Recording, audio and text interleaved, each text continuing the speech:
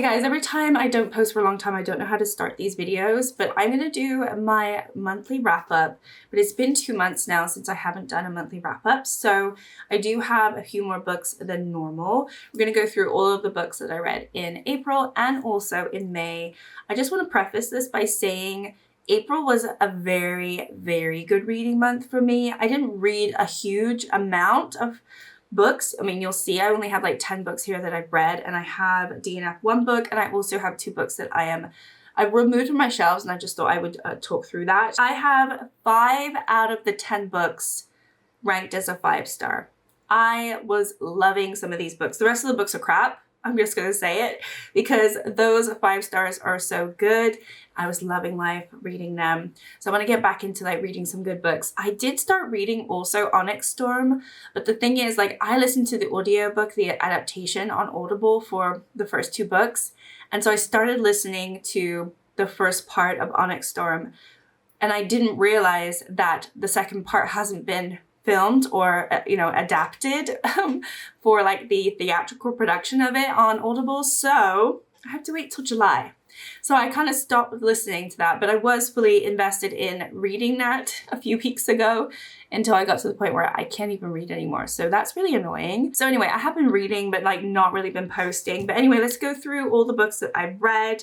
I'm going to rank them by least favorite to favorite. So let's go through these first ones pretty fast because I don't like them and I don't care to talk about them. I'm going to put this one here. This is Sorcery and Small Magics by Mega Ducey. I think this one just ended up being a little too cozy vibes for me.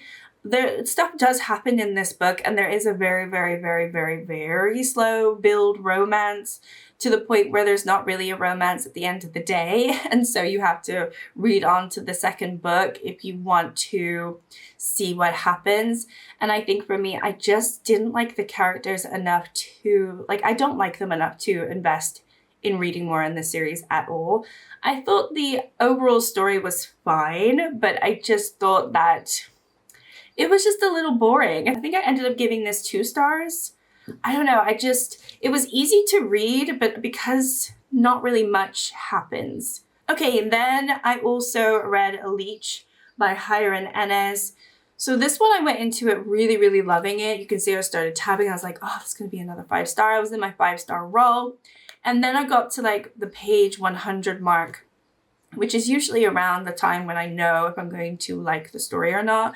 But because it really kind of started dragging on, I got a little bit nervous. So I kept reading, but I definitely lost interest. I would say the first 50 pages or so, I was very, very into it. And then the second half of the 100-page mark, where I like set my mood, where I'm like figuring out if I'm going to like the book or not, those were really slow and boring. So I pushed through and I kept reading. And then the story just went in a completely different way that I thought it was going to go. So it's kind of about this world who it has these parasites. So people have been taken over by this parasite. It's obviously all one sort of being, and it, like, mind controls them. And there is this other parasite that they encounter that they're not aware of, they don't know. And like, just talking about it now, it still sounds really interesting and kind of weird and creepy, but I didn't quite understand the world that we live in. So that was very hard to follow. But the thing that threw me off the most was something that happens with another character in the story. Well, two other characters in the story, where there's some sort of abuse that goes on. And I was not expecting that at all. And I did not like how the story then centered around that so much. There's no trigger warnings or anything. I mean, this is kind of like a horror story, but I was really, really, really put off by that, and really did not enjoy it. I did not like how it was written. I thought it was written in a way where, you read that and it's shocking and you're like, wait, what did I just read? I was definitely not expecting that, and I really, really didn't enjoy it, the book, after that happened. And then a lot of what happened in the story really sort of went in that direction, as opposed to what I thought was going to be a little bit more interesting, whereas this is like parasite against another parasite. And I I don't know, it's just kind of weird and creepy, and it really kind of put a bad taste in my mouth reading this book. I'm not gonna lie, it was such a weird book. I don't know if I would read more from this author having read this, because I don't like to feel uncomfortable. And this book made me feel super uncomfortable, where I have given actually some 5-star books that I've read in the last couple of months that are horror books. So I thought I would really love this, but I really didn't. So I think there comes a time when I have to put the book away. I probably should have realized by, you know, page 100 is not a book for me, but I was so let down. So I was thinking, well, let me try, let me keep going. And I think it's like definitely past the midway point that happens, and suddenly the book goes in a really weird direction. I did not like that. Okay, then I also read The Wicked King. So this is the second book. I don't know what this is, the Elfheim sort of trilogy, or it's not even a trilogy because there's like 6 books, I think. It's the Folk of the Air series. That's what it is. So this one obviously follows on after the first book, and I read the first book back in March. I gave that first book about 3 stars. I gave this one a similar one. I think they're kind of similar. It's very easy to read, but what happens at the end of this book, I was just like, are you serious? He's really going to do that? I was really kind of annoyed. And I think that's what you're supposed to feel, because you want to keep reading, see what happens.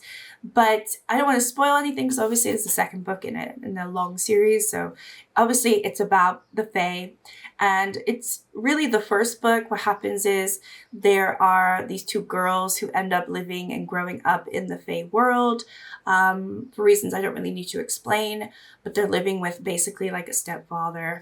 And she is massively bullied in the first book. And the second book, not so much. She's working with the king, and she is professionally doing really well, but she's still mistreated. She's still not really respected at all, because she's still a human girl. So a lot of that does go into this book. This was way more political than I was expecting. I thought it would be more heavily into the romance. It is a romantasy series, but it leads more fantasy, political, like, you know, overthrowing people and things like that, and scheming and all that stuff, which kind of was reminiscent of Throne of Glass in a way, because that can happen, you know, out of those, 7, 8 books, you know, that happens a lot. So this had a lot more of that in it that I wasn't expecting, but it's still very YA, it's still very young, still very easy to read. But I did only just give it a 3-star. I didn't think it was exceptional. I do have The Queen of Nothing, so maybe The Queen of Nothing will be a little bit more interesting. I don't have the rest of the books. I've just realized I have like so many other books in the series. Anyway, I read that. I continued that. Then I have this one. This is actually the last book that I have finished out of this stack. So this is The Darkness Within Us by Tricia Levenseller. So this one I got in Fairy Loot. This is actually part of a duology, but you don't need to read the first book. I haven't read the first book. I thought it was weird that we got it in Fairy Loot, and a lot of people might not have read the first book. But this follows the sister apparently of the first book, and it is another romantasy. It's quite interesting. I do like that. I liked this story. I actually liked it, but the thing that really kind of put me off a little bit, where I didn't really rate it super, super high, I think I gave this like a 3.5, maybe pushing a 4, but only just, is because the characters in here are so young. In my mind, they're 18, 19, and you know, in like Throne of Glass, she starts off with like super young too. And I think it's fine after a while. This one, she's definitely young as well. So there's always going to be young characters, but I just felt them to be exceptionally young. Then, however, it was very contrasting to like the lives that they lived. But that's always the case with YA books, I think. So I don't know, just something about this I didn't fully love. I didn't like the female characters. Well, I thought she was a little too ruthless. I thought she was a little too nasty. I didn't really, like, you're supposed to love to hate her, I think, because she's kind of evil. But I didn't really like her, so I don't know, it didn't really work for me, but I read this one. All right, the last book that I read that's not part of the group of 5 stars is Nettle and Bone by T. Kingfisher. This is the first book I've ever read from them, and I'm glad that I tried it. I think I have another book from them as well, and depending on how that other book goes, it might be an author that I would explore a little bit more. There's definitely nothing wrong with this. I think I gave this a 4-star. This was way more cozy than I was expecting. I did not realize this was going to be a cozy fantasy, but this is like almost like a dark, gothic, horror, cozy fantasy. Like that's with a splash of romance like thrown at you right at the end. Like that is how I envision this, or like a dark fairy tale basically, because it is like this princesses, there's fairy godmothers in here. There's obviously a lot of fairy tale elements in here, and I think that's on purpose. I read the author's note, and I think this was all based on a short story that she created, and then she just wanted to build on that and actually put a story together on that. And I think it worked for the most part, but I don't think it was a 5-star for me at all. I think there was just something missing there. I like the found family aspect. I do like found family books. So this one worked because she does go on a quest, and she meets people, and they kind of end up grouping all together to form this sort of united front to help her with her quest. And so I like that aspect. I like that it was dark. I like that there was horror elements in this as well. I really like that because that made it stand out as opposed to all the other sort of cozy fantasies out there. What else did I like about this? I liked I think that's it. I think that's it. I thought it was fine. The way it was written was fine. But, you know, it wasn't what I was expecting. I did not expect this to be such a cozy vibe, but then had those horror elements. So it was kind of fun and also a little comical too, but you know, that's to be expected. Anyway, so those are all the books that I read that were not 5 stars. Now let's move on to my 5-star reads. I have done these in order because I think there is an order, but I do think all of these are good, solid 5 stars. So I did read Happy Place by Emily Henry. This is the second book that I've ever read from her, and I would definitely read more. I think she writes in a way that doesn't heavily focus on the romance. With Book Lovers, I really enjoyed that story because I really ended up liking the relationship of the 2 sisters. I did obviously also like the romantic relationship, but the book wasn't all about that. That was more like, you know, it like led onto it, but it was kind of a more mature way of looking at love and relationships. And she does the same thing here, where it's a group of friends. They've known each other for a really long time. They're all going through different things. They are all living very different lives. And honestly, when you've known people so long, you do tend to drift apart. Your lives do look very different after 10 years or so, or even longer. So it makes complete sense. And I don't know, I just feel like this was a good book. There obviously is a romance in it, and the romance is quite sweet. I did actually enjoy it, but I didn't give it a 5-star for the romance, if that makes sense. So I do think she writes in a way that for somebody who's in her 30s, it just stands out apart from other contemporary romances where, you know, they're writing about 20-year-olds and it's very sweet and everything, but it's solely focused on maybe the smut or the romance. And I don't know, it's just not like the characters are not built very well to the point where I really like them, but I feel like I cared about these characters, and she did the same thing with Book Lovers. So I thought it was a 5-star. I thought it was decent. Is it super memorable? I don't think so. So that's why it's the bottom of my 5 stars, because out of all the 5 stars that I've read, it's definitely the weakest one. Okay, then I also read She's Always Hungry by Eliza Clark. This is a short story book. It's a horror book. This was so much fun. So I read, as you know, I read the Leech book, and then also one of these 5 stars is another horror book. So I was kind of reading kind of a lot of horrors this month, and I also was just following my mood. I was doing the A to Z challenge, which I'm still kind of in the middle of. I just haven't updated it. I haven't posted my last update of that because I took a little bit of a break. But this is really good. I've never read a short story book, so I didn't really know what to expect, but I really enjoyed this. Some short stories were better than others. As you would expect, you can't expect all of them to be really good. There was a few that were really weird and creepy. There was a few that were more science fiction and kind of just odd, but not very scary.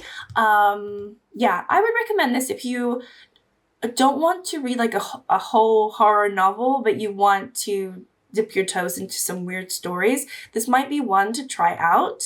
I've never tried Eliza Clark before as well, so thought it was interesting to try her this way. Okay, then I also read The Right Move. This is by Liz Tomford. This is the second book in the Windy Cities. I think it's Windy Cities series. And I would definitely read more. Obviously, I think she has like 5 of them now. So I read the first 2 and I don't have the others, but I might try the third one. This follows the brother of the girl in the first book, and he is a NBA basketball player, and obviously it's a romance. It is more of a shared locations. What is that trope? Close proximity trope or something, or forced situations. I don't know, something like that. And a little bit like a fake dating as well. So this was fun. I really liked his character. I thought he was very attractive, honestly, like not in the physical way, just like how he acted with her and how he was. I actually thought this was really well done. I gave the first book 3.5. I thought it was good, but it wasn't like amazing. But to give this, another contemporary romance, a 5-star, who am I? I don't usually like them. I usually make fun of them. I thought this actually got me. This was really good. And I think if you compare this to something else that I give a 5-star that maybe is like, I don't know, a romantasy or a horror book, the 5-star doesn't really match up with a 5-star in a different genre. Like, I'm rating this within the contemporary romance genre. However, I have obviously ranked it a little bit higher than this one because it's a short story, but I like it more than Happy Place for sure. I think it's more memorable. All right, then we're in our final 2. So I was so surprised by this book. It is such a fun little gem, and I'm happy that I'm trying the series. And it is Once Upon a Broken Heart by Stephanie Garber. And I thought that I would probably just give this like a 3-star. I thought it was going to be super easy read, but nothing that I would really care about. But there was something about this book, like you can see I tabbed it quite a lot. I really, really enjoyed it. I love the Jack of Hearts. I really liked in this, obviously there's more books in the series, which I have bought, and I'm wanting to read them. I'm loving that we didn't get what we wanted in this book. You know what I mean? Like, it left me hanging. And so it left me buying the rest of the series. I even bought the Caraval series as well because I don't know, should I read those before venturing onto this? Because this is technically after the Caraval series. It might make a little bit more sense if I read the Caraval series. I don't really know at this point. But I think I really, really enjoyed this. It is in a world where I don't know how to, I think they're called fates. I can't remember what they're called, but they're basically like playing cards, like the face cards of a deck of cards. So you have, the Jack of Hearts, like I mentioned, and they, for some reason, and I'm sure in the Caraval series, you know why, but they, for some reason, had disappeared from the world. But now they've come back. They've re-entered, and he's a trickster. He has this curse on him. So like any girl that he kisses, he kills. He can only kiss his true love, blah, blah, blah. So you know what's going to happen. Yeah, I'm sure I know what's going to happen, but I just want to see what the rest of the series what happens in the rest of the series. And, quite a lot happens in here. He is kind of nasty in a way, and puts the girl, what's her name? She has a nice name, Evangeline. He puts the girl in a bad situation a few times, but she still kind of is drawn to him. So, and then there's vampires in here too.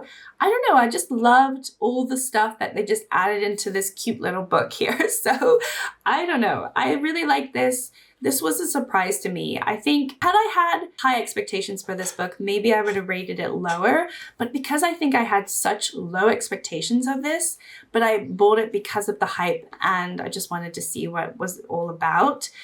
Something about it just got me. So I ended up giving that a 5-star. And then I really, really, really loved Rouge. So this is the second book that I've read from Mona Awad. I loved Bunny. I gave it a 5-star. I gave this a 5-star. They're very different from each other, but also you can tell they're written from the same author because she is such a good writer. Like, she makes me read every single page she makes me read every single word on that page. Like, sometimes I can read and I can maybe skip a couple lines because it's like not very interesting or whatever. I literally read everything. I am so captivated by Mona Awad's writing. I don't know what it is that she does, but I love it. I think it's so good. So good. And this was a fever dream. Like, you go into this and you don't know what's going on, and the character doesn't know what's going on. And kind of the same thing happened with Bunny, but Bunny, I feel like you kind of know a little bit more what's going on. Bunny just had more of a twist at the end. This one, you kind of see it coming. It's not so much of a twist because you see it. It's just the buildup of it and the anxiety that this book brings you, because you know that this, like, it's gonna go bad. Like, she's just walking into the dragon's den. Like, she's losing her mind and you can't stop her. You're just reading. I felt like I was in a cloud reading this. It was so much fun, but also not very fun. Like, this is not a fun book, and it is quite emotional at the end, but I think it's written really well. I think I prefer Bunny because Bunny was just so funny. Like, it was just a weird book to me, and I thought it was more of a fun book. I think this one has fun elements to it, and I say it's so much fun, but if I compare the two together, I definitely prefer Bunny. But this one can stand on its own. I know some people didn't like this book, and so I was a little worried about reading it. I didn't know if I was gonna follow them or not, but no, I love this book. I thought it just gave me everything that I wanted at the time, and I spent a good amount of time just reading it. I wasn't rushing, but at the same time, I didn't take too long reading it because I was enjoying it so much. So I don't know. I just really love her writing. I really want to read more from her. I know there's maybe one or two other books that I haven't read from her. And I'm very excited about the Bunny sequel coming out this year as well. So definitely my current favorite author, I would say, for sure. I did end up also kind of just pulling from my shelf. So these will be in like unhaul piles, but I really don't want to finish this series, which is the All Souls trilogy series. I mean, this is the third book. I've read the first two books, and then this is the fourth book. And then I think she's coming out with a fifth book. I think they're like add-ons to it. I don't want these books because I didn't like the first book. I gave it a 3-star. I hated the second book, and I have these other two books. And so I just wanted to pull them from my shelves, and I will be donating these because I just don't like them. I think they're too long. I think they're too boring. And I think the characters are really, really bad. That's what I think personally. I also tried to read this. This was a DNF. This is Capitana from Cassandra James. This one was, I think, a Lumicrate. And it's just not very interesting to me. So I also saw it had tons of negative reviews, but it had tons of negative reviews more because of the author, which I don't really follow any of that. But for me personally, I just found it really boring. They're in like this pirate academy they're in this academy and they're against the pirates. But then this girl and her sister, their parents were traders or something, and she has to team up with this guy to find this famous pirate or whatever. And it just, it came in the Lumicrate. It's not a book that I would typically want to read myself. It just didn't seem like the vibes for me. And then when I looked up the reviews, it didn't seem like I was missing out on anything. So this one I DNF'd. So yeah, those are all of the books that I've been reading. I know I've been very silent on this channel. I have not been posting. I don't even know what I want to do with this channel, but I have been reading. So anyway, let me know in the comments down below if you watched to the end, if you liked any of these books, but highly, highly recommend these 5 for sure, because they're good and I say so. So you want to get into reading. So anyway, thank you so much for watching. And if you're new, like and subscribe and all that jazz, and I will see you next time. Bye.